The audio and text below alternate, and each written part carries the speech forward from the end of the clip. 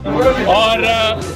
آج عمران خان صاحب الحمدللہ پاکستان کی سب سے بڑی عدالت سپریم کورٹ وہاں سے ان کو جو ہے 9 مئی کے اندر انصاف ملا ہے، اور اب ٹرائل کورٹس کو بھی چاہیے کہ یہ چیز سپریم کورٹ کے فیصلے کو دیکھتے ہوئے جو وہ ٹرائل کر رہے ہیں اس میں عمران خان صاحب کو اور تمام لوگوں کو بری کرنا چاہیے، کیونکہ یہاں سب سے بڑی عدالت نے عمران خان صاحب کی ضمانتیں اس بنیاد کے اوپر کنفرم کر دی ہیں کہ کانسپریسی جو ہے، جو سازش ہے،